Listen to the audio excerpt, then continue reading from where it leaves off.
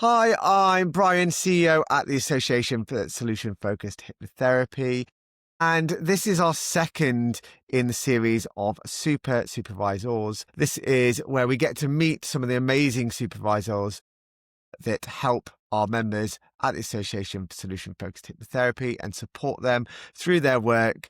We get to know a little bit more about them because when you pick your supervisor, one of the things that's really important is that you get to kind of get a good feel for who that person is and how they're going to support you. Now, Tim is one of our solution focused supervisors. He's a solution focused hypnotherapist with a busy practice. He's also got a background in NLP, as well as being an NLP master practitioner. He's also an NLP trainer as well. So lots of experience in this sort of therapy field as well. And today he is our guest on Super Supervisors as well. So hi, Tim. Thanks for coming on. Thank you. Thank you for inviting me as well. It's a pleasure. It's a pleasure to have you here. Now, I often find that it's really hard to blow your own trumpet. So rather than asking you kind of about yourself as a supervisor, I thought I'd flip that on its head a little bit and ask you how your current supervisees might describe you as a supervisor. The comments that come back are they've enjoyed it, it's been friendly, and it's been a useful, helpful thing. But, I try and be friendly and I try and have that very supportive relationship. Sometimes as a supervisor, you do need to challenge your supervisee, but it's how you go about it, isn't it? And you can do it in a way that leaves them feeling like they've been a bit like our clients in many ways, kind of nudged forward a little bit. But at the same time, it's been something that's been done with compassion. It's been done with encouragement rather than what the heck are you doing? Yeah, exactly. Yeah. But it's the encouragement. It's just, it's lonely out there being a hypnotherapist, and you need that. You need some to check in every now and then. And again, I'm very much solution focused. I want to know what's working for them and how it's what's actually working rather than what's not working. If it doesn't work, do less of it. Now, how can we tweak this to make it work better? How can we move forward? It's one of those things like our clients. Often when I find with supervisees, when something's not going to plan and their anxiety's up a little bit, they discard all the good stuff that's going on and they just focus on the fact that client hasn't quite moved forward enough. And sometimes you just need to shine that spotlight back, don't you? Oh, absolutely. Yeah. Yeah. You've got to, because most people are doing a lot of good stuff. And just like our clients, we go, it's that primitive brain that goes, bap, bap, bap, bap, and it goes, where's, this is all going, it's all going to hell in a handcart. No, it isn't. It's just a little bit that needs tweaking. So, yeah. And it's not the sort of thing that you can go home and speak to your partner about, is it? It's one of those things because of the Exactly. confidentiality of our work, having a supervisor that you can have that relationship with. Somebody to talk to, and it's whether it's in groups or one-to-one, it's you need to have that, be able to have that little encouragement as well. So I think that's one of the real reasons why, for me, one of the main things about supervision is just about that. Let's get out there and do that. It's lonely being a hypnotherapist because you can't talk to your partner, you can't talk to anyone else about it. And am I doing the right thing? You need that reassurance and you need that that little bit of help. It needs to be there, which is why supervision is so important.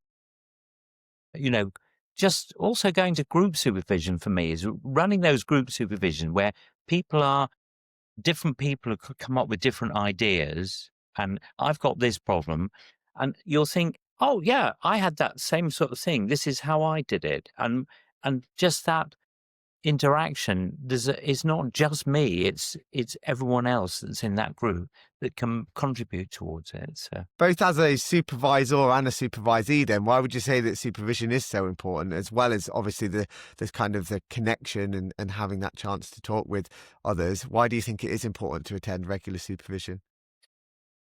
because I think one of the things is when you're on your own, it is a bit easy to drift about, you learn. I know I do. I sort of I pick up a bad habit and I start doing this and doing something slightly different. And then it's just that supervision session that reminds me, oh yeah, maybe I shouldn't be, maybe I'm going off piste a bit too far here. Pull myself back.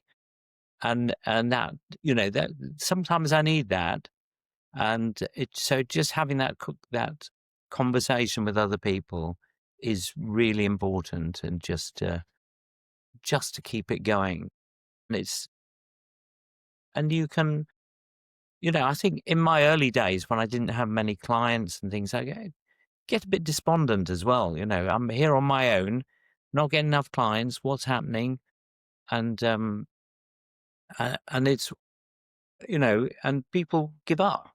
There's so many people out there that need our help. There's so many people, and you need to be reminded of that sometimes. I do help a lot of people with anxiety, and I've looked up the numbers of how many people. I've worked out within an 8-mile radius of my clinic here how many people are suffering with anxiety today, and there are thousands. Yeah.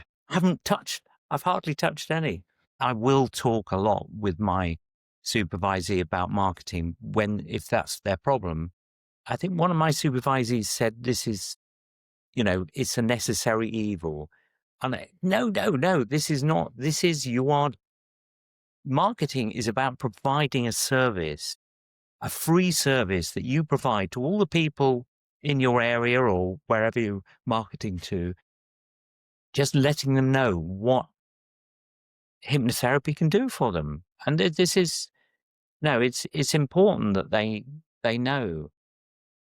I remember a few years ago, I woke up one morning with my back was just killing me. I could hardly get out of bed. Something had gone in my back. I was really, and when I managed to struggle out of bed and get a cup of tea, I got onto the internet and I just found I worked out I needed a chiropractor. And I found a chiropractor and worked out this is a good chiropractor. All this is part of the healing process. The healing process, as far as I'm concerned, starts when somebody recognizes they got a problem and they're looking for a solution. So we provide that. I was eternally grateful for the chiropractor who just provided me with a whole load of information. And of course, I went to him and he fixed me up. One of the things that I say to the students that I teach and the supervisees that I have is it's as important, it's definitely as important to be a brilliant hypnotherapist as it is to be getting people to know that you're a brilliant hypnotherapist. Because if they don't know that you're a brilliant hypnotherapist, i.e. marketing, you can be the best hypnotherapist in the world, but you've got nobody coming to see you. So it's not worth anything. I wondered, Tim, if you could share, what would you say has been the best piece of advice or the best insight that you've picked up whilst you've been in supervision that you think if I could impart this on somebody else, this is going to be really valuable to them? Every supervision session, I always take a notebook along and write down things. There's always something. The most recent supervision session I had, I have a client who's quite OCD and I've been struggling there's a little bit of progress, but it's taking time. So can we talk about OCD and what works and what, and my supervisor said, remember that OCD is doing something for your client.